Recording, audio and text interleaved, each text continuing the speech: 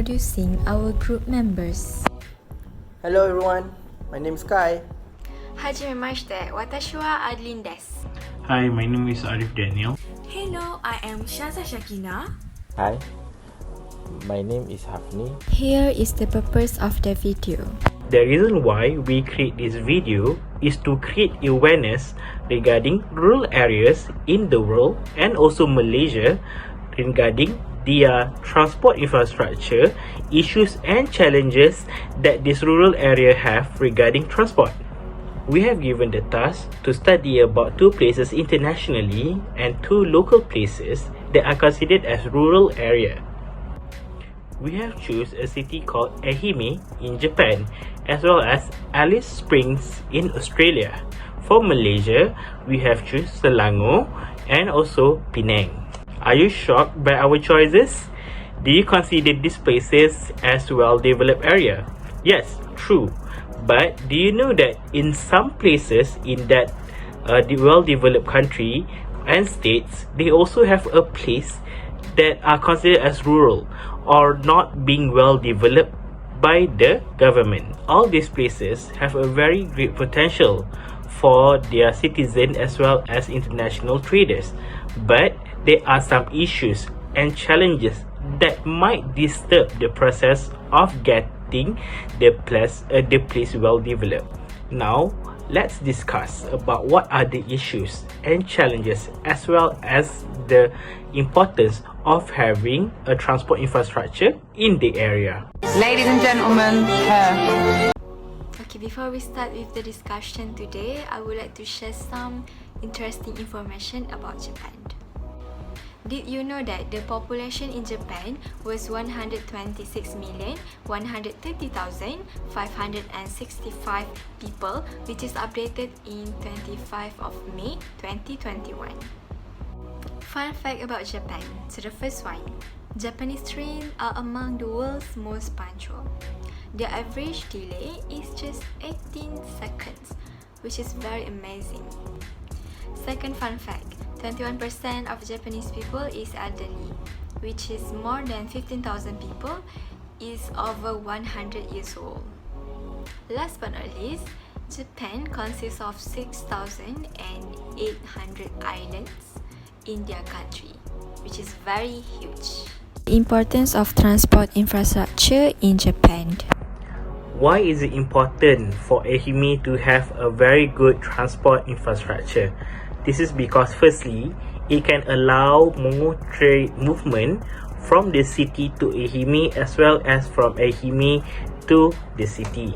Secondly, why is it important to have a good transport infrastructure in Ehime is because of to lessen the amount of young generation go out to the big cities to find a job. This is because Ehime have a lot of potential to be a good trading area with all the facilities, with all the geographical structure that it has that is near to the airport.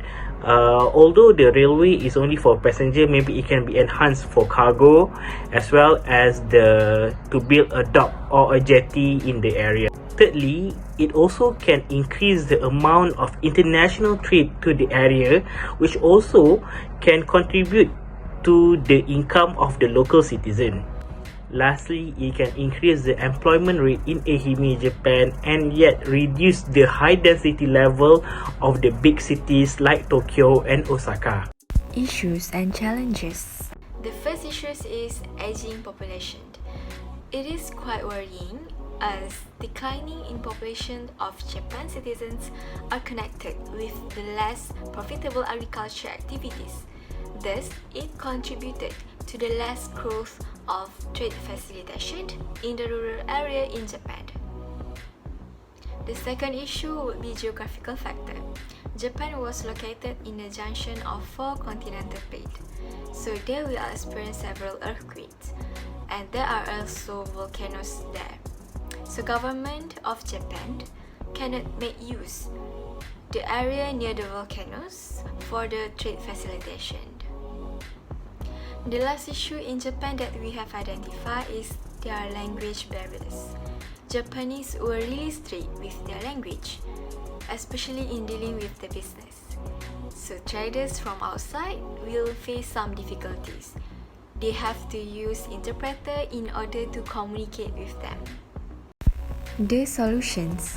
So I'm going to be talking about the solution for the issue and challenges in Japan.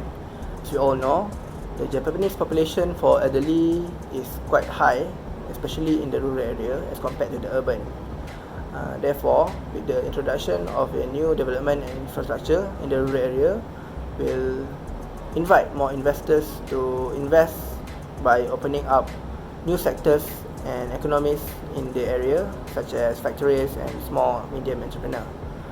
This also will provide job opportunities for the locals, especially the youngsters, as well as newcomers from the city to work in the rural area. The next one is to relocate to new area, as there are plenty of volcanoes in Japan which are both active and inactive, and we doesn't know when it might erupt.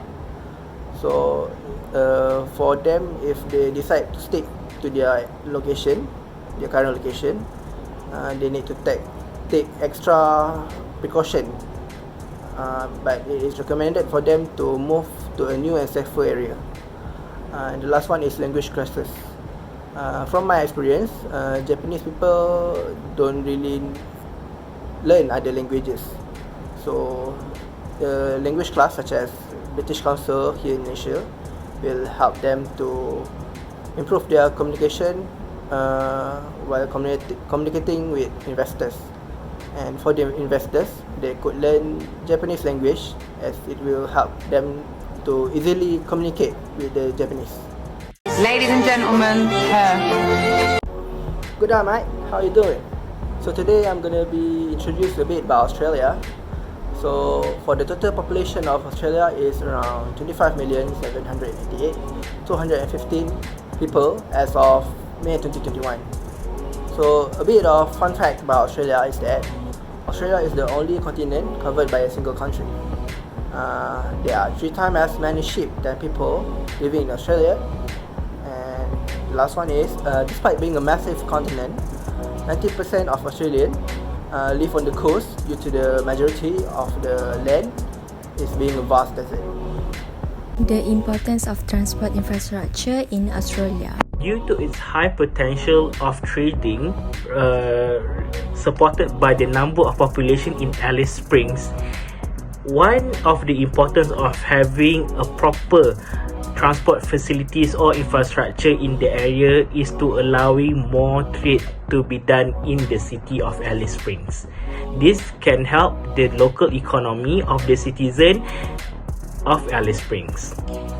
Secondly, due to its nice geographical structure, it also can increase the tourism rate in the area. And lastly, it can help the local citizen, not just the tourists, to commute from in and out of the city. Issues and challenges.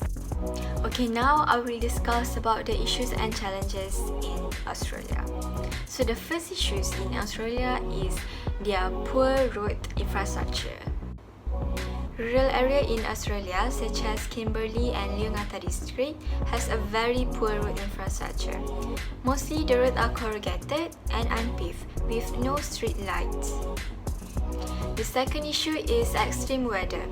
Hot weather may start bushfire to happen, which results in poor visibilities. And sometimes, the hailstorms can cause the damages for vehicles that were used for trade activities. The third issue is the reliance on natural resources. The growth of Australian economy merely relies on their natural resources, such as bauxite, which can cause The importance of transportation in Selangor. The importance of transportation in Penang. after the resources is depleted. The solutions. As for the issue and challenges in Australia, the way to overcome it is by introducing a new railway. As we know, Australia is a very vast country with a lot of flat land which is suitable for rail transport. As of now, the current railway that connects Alice Springs is only by Melbourne, which is quite far. So, they need to create a new railway to the nearby major city such as Sydney or Brisbane, which will help or facilitate the movement of people and goods, which aids them in terms of tourism and economies of the local. Okay, the next one is mine reclamation. As we know that mining is the main economic sector for Australia, which they mine minerals, golds, coal, diamonds, and etc. So they have plenty of wasteland. So by reclaiming this wasteland, they could turn it into agriculture sites, freshwater reservoir, water dam or hydroelectric dam, or as well as a museum which can attract tourists. Ladies and gentlemen, I would like to talk about Penang. Penang is the city-state that has undergone massive socio-economic development. Penang is the second smallest state in Malaysia, yet the state has the 8th highest population in the nation. Penang's popularity has increased following its capital city, Georgetown, recorded into the UNESCO World Heritage List in 2008. In February 2013, Penang was also ranked as the 4th greatest place to retire abroad. In Asia, it was ranked 8th most livable city for 2 consecutive years by ECA, Employment Condition Abroad International. ladies and gentlemen, her. Did you know Selangor is the most developed state in Malaysia? It has good infrastructure such as highway and transport. And Selangor has the biggest population in Malaysia, which currently are 6.57 million people. Also, Selangor has a high standard of living and the lowest poverty rate in the country. The importance of transport infrastructure in Malaysia. For the first importance of transport infrastructure in the rural areas in Malaysia is promoting agricultural production and commercialization. Although the Malaysian economy continues to grow, the agricultural sector has declined during its transformation into industrial nation.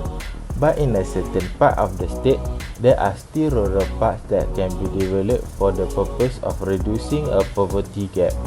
As the requirement of the implementing new and modern technology, biotechnology and farming techniques, this project requires sufficient knowledge, skills and experience. The second importance of transport infrastructure in rural area in Malaysia is economic development. I will give an example in terms of business. So, the provision of high quality infrastructure will increase the economic productivity and reduce business costs. It may also assist to diversify production by the companies, since from the region where these are accessible in plenty, they can receive the necessary supply of primary materials and other input. Issues and challenges.